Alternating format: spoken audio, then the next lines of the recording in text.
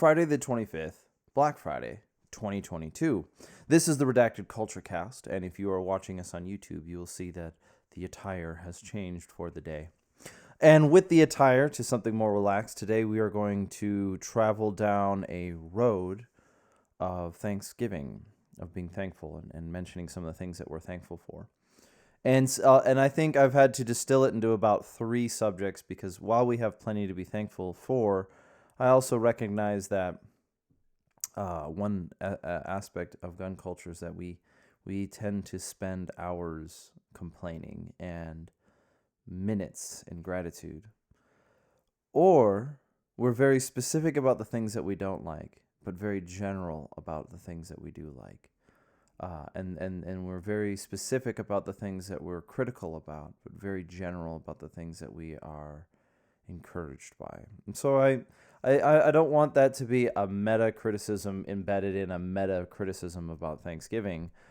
Rather, I want to list just for this Friday 3 things that we are personally thankful for in regards to, or I am personally thankful for in regards to the Redacted Culture Cast, where the company is going, and the country writ large, or gun culture writ large. So, to start, the first thing that Redacted, I am thankful for when it comes to gun culture is that I get to live in a day and age where we are discussing things like gun culture. I am thankful that I get to grow up and I get to live, I'm in my 30s, I get to live in an age where intellectualism is returning to gun culture, or gun culture is returning to intellectualism, where I get to fuse 2 of my specific interests, philosophy on the one hand, and the concept of capacity, whether it's capacity for violence or capacity for strength or courage or honor, whether it's in a sense being a good man or being good at being a man. I'm thankful that I get to live in a day and age where we are having in-depth conversations about gun culture in a way that our previous generations didn't, with the exception of very few. I'm thankful that in the way that in the 70s, 80s, 90s, somebody like Jeff Cooper, no relation, was a bit more of an anomaly because he was writing about the ideas that he talked about. Today, we're much more focused on those ideas, and that we're moving away from but my Second Amendment argument to something that's a little bit more defined, that it's a little bit more refined into why we believe in something like the Second Amendment, that we are not necessarily depending on simply the Constitution itself to be that legal defense for the right to bear arms, but also that the ideas behind it are being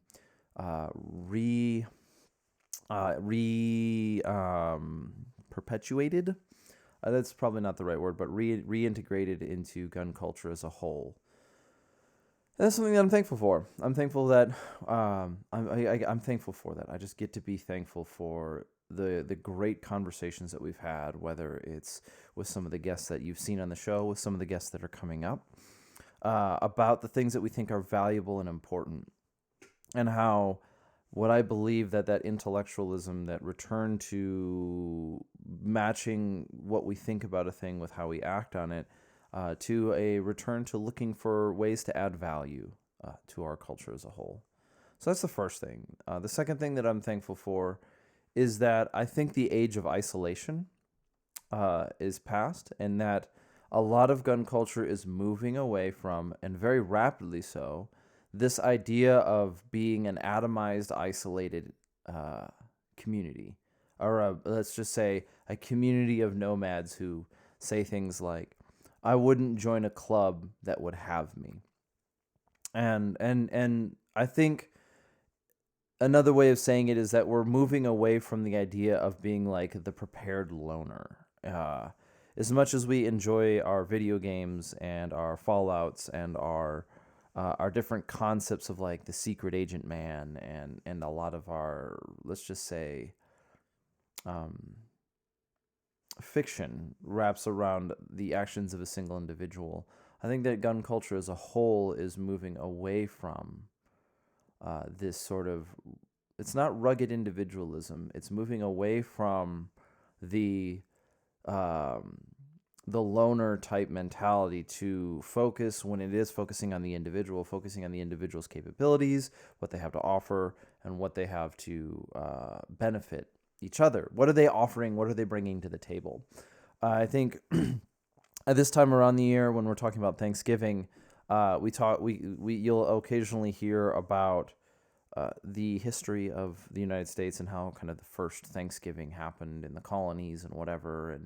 And one of the distinctions that was made in early American pre-American history was that when people landed on American soil, those who tried to implement a kind of a socialistic attitude were not very successful, but rather when people had incentive to do the best that they could to offer the best that they could to their community, those communities thrived.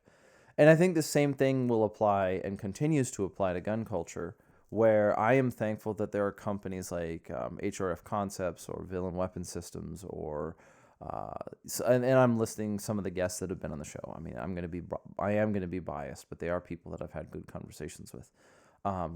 Cogworks, Raidworks are all examples of companies that are not behemoths like Remington, Smith & Wesson, Sig Sauer, whatever, that are able to turn the attention, that are showing an example of turning the attention away from being frustrated with, say, lack of innovation on the national scale. And remember, innovation for FN is making a better, lighter belt-fed machine gun, which is not really going to hit your market. We could disagree with that in the future. We could maybe see that change. But what we're seeing when it comes to gun culture on the market level is we're seeing so many of these smaller companies, these individuals volunteering to say, here I am, I'll make it. And that is encouraging.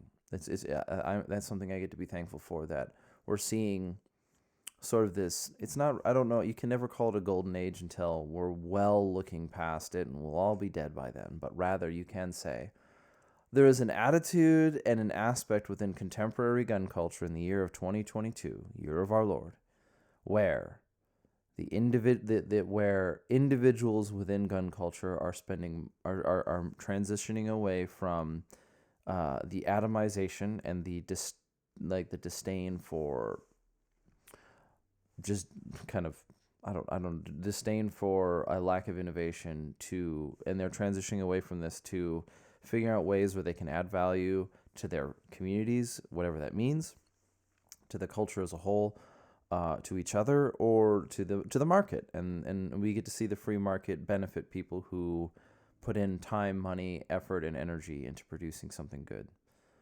The last thing then, and mind you, this podcast is intended to be rather short for this Friday, is going to be a bit political. And one of the things that I am thankful for when it comes to politics is that we live in an age where, in order for you to support the dehumanization of populations to the extent of of infringing on the right to bear arms, you have to put your name on a paper and you have to sign legislation.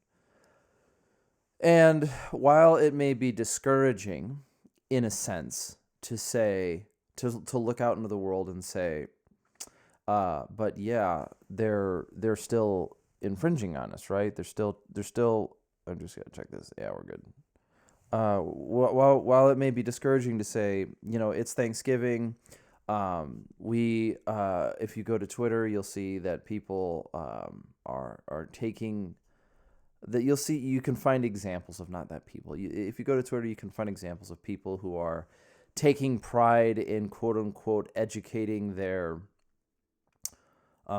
family members, and these are some of the youngest, least capable, or least educated, or least, I don't know how to say it, like worst take ideas people that are going to go, quote unquote, educate their family about guns in 2022. And it's like, Yeah, the thing that it's discouraging is that they're so bold and brazen enough to say it. But the thing that's encouraging is that we know their names. We know who they are. We know who they are in our circles. We kind of know who that person is, and we kind of know that maybe their opinions on things shouldn't be taken very seriously. It sounds strange, but we live in a day and age where you can say something that is so counterfactual, so completely ridiculous, that anyone who has a modicum of knowledge about the subject will laugh at you with how completely wrong you are. And then if you give it enough time, you can go back to saying that same thing. And I'm talking about in 2013, people were saying ghost guns and machine bullets and blah blah blah blah blah, right? And we saw all these the usual players come out and say their narrative things, and then in and then they were promptly schooled and scuttled by the internet, let's just say, or by anyone who has a modicum of understanding. And we all looked at them and said, "Huh, foolish." And yet, 7 years later, they brought out the same arguments over and over and over again. There are no good arguments. There are no good arguments for gun control. There's only tyrannical appeals to emotion. There are no good arguments that do not necessarily engage in the infringement of individual rights. Which, I mean, I suppose you could make that point. But this is a conversation about Thanksgiving. And something that I am thankful for is I live in a country where I can go buy an AR-15. It sounds silly. It sounds somewhat petty, I think. But I actually struggle to and recognize that there is gratitude to be placed at something's feet, that we still live in a country. Many of us still live. I know not everyone who listens to this podcast is living in the United States at this time, but we live in a country where you can go buy a firearm. It's not like there aren't attempts to change that. But I do want to be thankful. I want to give thankfulness. I want to show gratitude where it is due. And so, in that being said, we can close. I think we can close for the season. We're going to get ready for next week. This does not mean to be said in passing, but if it must be said, but then also go without saying, we are grateful to you, the listeners, who have taken this idea that has been boiling in the back of our brain for a while, or my brain for a while, our brain, collective brain. This idea of the Redacted Culture Cast has been growing for some time. And there is no time like the present. Although I may wish that I had started it earlier, I am thankful that I started it when I did. And I look forward to the conversations that we have in the future. I am thankful that we live in a world that isn't so bleak, that there is no hope for tomorrow. So, with that being said, thank you very much for listening to the Redacted Culture Cast.